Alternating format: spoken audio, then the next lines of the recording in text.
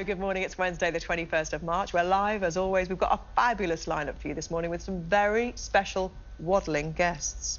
Now, on today's show, in just a moment, former England scrum half turned ice skating star Kyran Bracken. I'm sure he's got a few embarrassing stories of his own. And then we meet the woman who inspired prime suspects DCI Jane Tennyson and the man once dubbed Britain's most wanted robber. They're now working together to help prevent youth crime.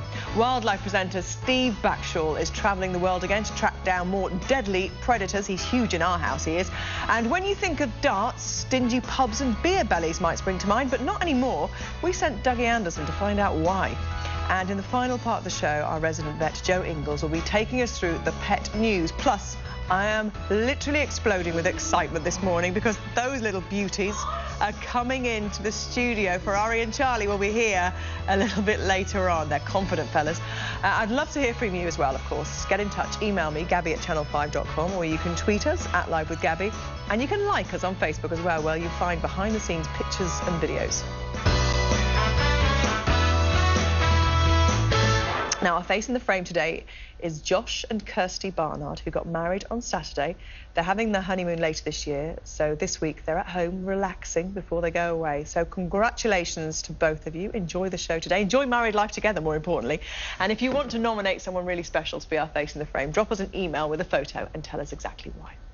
My first guest today is a former England scrum half who won 51 caps for his country. His stint on Dancing on Ice in 2007 won him an army of new fans, though. He was crowned champion, a new career as well. It was during that time he also faced some personal battles with hair loss, which affected his confidence. He's here to talk about how he got through it. Please welcome Kyran Bracken. Hello. Yeah, before we talk hair, can we talk a bit of rugby? Because obviously Six Nations finished at the weekend. You must have been thrilled at the way England progressed through the tournament. Absolutely amazing turnaround from the World Cup. It was disastrous over there. PR campaign was just terrible. But to come back, go into Six Nations with some really tough teams and almost clinch it just with that last few minutes against Wales. But they've turned it around and they look like they're on the right path. And fingers crossed, Stuart Lancaster will get that. Yeah, you think he's the man for the job? I think he is the man for the job. He will need some help around him, whether it's someone like Nick Mallett or Clive Woodward getting involved. But certainly, it's exciting times once again. And the most important thing was discipline is there now, and the players look like they're playing for the shirt. Passion for the shirt. I mean, a lot of people can't believe that that even went away, but clearly there was something missing, wasn't there, in the culturally, stuff was missing, and I think that's been brought back in, and I think the fans can see how much it means, because it means a lot to the country to see them being passionate. You look at the Welsh, so passionate about playing for their country, and that's what's been missing. All building towards the World Cup in 2015 here, which will be very exciting. Yes. Now, I'm guessing that one of your career highlights was winning the World Cup. Was there anything else that would be up there? Well, there's a lot of highlights. Your first cap is always, a big day against New Zealand, beat New Zealand. Captaining your country is fantastic. I captained England on a few occasions, and also the World Cup. Great memories from that. But I had a lot of lows, like lots of injuries, back operations, and all of those things that you learn from are very important in, in later life in development, because you can, someone like Martin Johnson, he's had this massive high, and then suddenly he's now had this low with his coaching career. So it's, it is a tough sport. It's a great sport, and I'm thankful to have been involved in it. Now, when I heard you were coming on today, I was thrilled, obviously, but I assumed we were going to be talking about some new ice project. And really what you're here to talk about is hair loss. And it really surprised me, reading through, the notes, things that you'd said about it, how much it has affected you and how much it's rocked your confidence. Oh, absolutely. I mean, if you asked me 8 years ago, will you come into the studio and talk about your hair loss? I'd say absolutely no way. But now it's slowly becoming more, okay to talk about it. Now, when you're in a rugby environment and you've got 20-odd blokes, they go for the weakest link, whatever it is. You're fat, you're small, you're big. It's a hard school. Absolutely, it's tough. And obviously I had the long curly locks when I first played, and they all started disappearing, and that was the first thing. I had lots of jibes, lots of name calling. Do you think you tied up a lot of your, more than just your appearance, your self-esteem in your hair? Do you think there was a lot 100%, 100%. And obviously, whilst, it wasn't too bad while I was playing, lots of the players reminded me every day consistently. And so I think, being a guy, there's nothing you can do about it, really.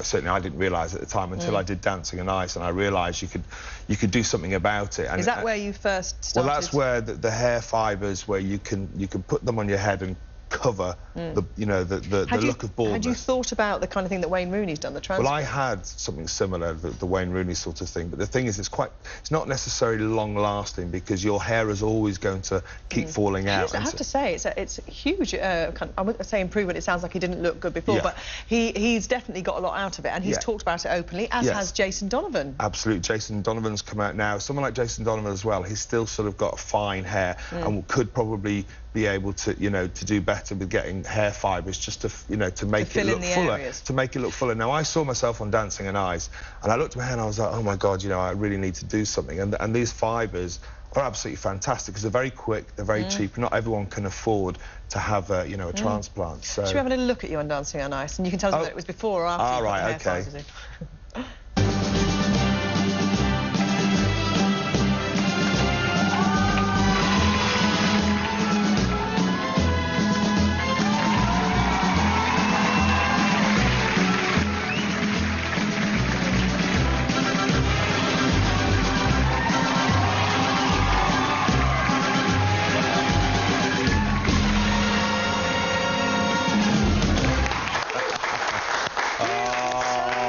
I loved it. Do you know what? Ice skating is fantastic for me. It's a new sport. It's replaced that buzz of playing rugby in front of thousands of people. Of all the things for you to find after rugby. I would never have thought, when someone said if I was playing rugby for England in front of 80,000, he said, in a few years' time, you'll be touring the country, or you'll be wearing lycra. Absolutely. You'll be getting the fake tans and all of that, and wearing makeup, and you know what? I mean, do you know what though, Kyran? It just shows you, doesn't it? And I think in our lifetime, in the last 10, 15 years, how much men have changed, and how acceptable it is for men to talk more about their appearance. And can you imagine in the days of Brian Moore playing for England, if they all started talking about lycra and false tan and spraying? Well, do you know what? As I was coming in today, I was thinking of all the players I've played with, and I remember going on the tour with the Lions tour, and there were one or two players, Irish players, and they had a bit of acne, and a few of the players noticed that some of them were wearing cover-up.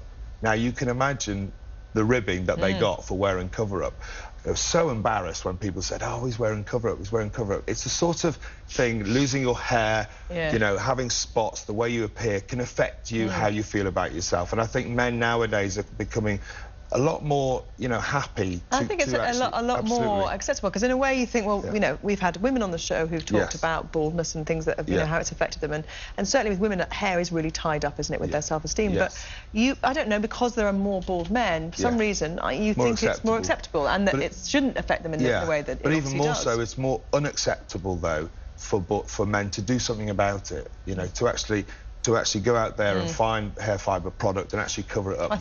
That seems more acceptable. Or if they do it in hiding. They wouldn't want people to know about it. Often, and men can associate with this, they go to the toilet, they need a pee, and then they'll go out and there'll be a fella doing his hair, and as soon as he sees another guy, he'll be like that, and he'll run out. Now, women go to the toilet women to do their hair. fight to get to the mirror. Absolutely, so it is very different, but I think the world is changing, and men are sort of, especially with the likes of Wayne Rooney and people coming out and saying, I've done something, I don't mind. I mean, obviously, I'm not going to be doing makeup when I get home later on in front of my wife. What does she say about it? Because presumably she says, I love you, whatever. I didn't marry the hair. Well, she says that. But it's not just about, your partners. It's about yourself and how you feel about yourself. And for me, it felt very important to, to do something about it. Absolutely. Now, you're going on tour, but you're judging again. I am, yes. I imagine being a judge on being a judge on any kind of talent show is a fantastic opportunity, responsibility, and experience. It is, but I mean, the hard thing, this tour this year, the competition's going to be so hard, because we got the final this weekend. You've got Matt Wolfenden, you've got Georgie Porter, Chico, all going head-to-head. The tour has quite a few more of the skaters from the TV show, and last year's winner, Sam Atwater. As a judge, my role is really to be kind of nice. I'm not going to be tough on them. So who are the other judges on the tour, then? Well, Biggins, who obviously knows loads about skating, but he's very dramatic, and he's a lot of fun. Robin Cousins for the second half of it. Karen Barber, who knows all about skating. And every show can be so different, because one skater can fall over or do very well, and it's actually a live show, so we replicate what happens, and two of the skaters will do a bolero against each other.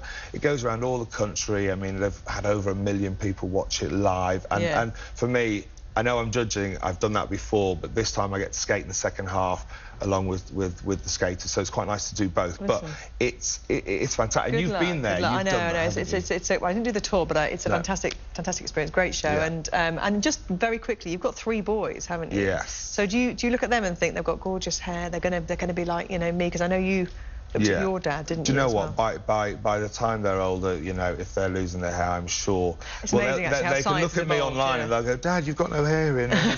Use these fibres. You've got hair. How do you do that? And I'll be like, there you go, son. It's not. But hopefully, it'll be much more accepted then. Yeah. Okay. Well, you look great. The hair looks thank good. you very much. Yeah. Thank you. And have a great time on the tour. Thank you. Take care. Lovely to see you as always, Kyran. Now, after the break, we meet Jackie Moulton, who inspired Prime Suspect's DCI Jane Tennyson, one of the strongest female characters on television, I think, in the last 20 years. She's formed a unique friendship with former criminal Graham Godden to work with young people who are at risk of entering a serious life of crime. We'll see you in a few moments.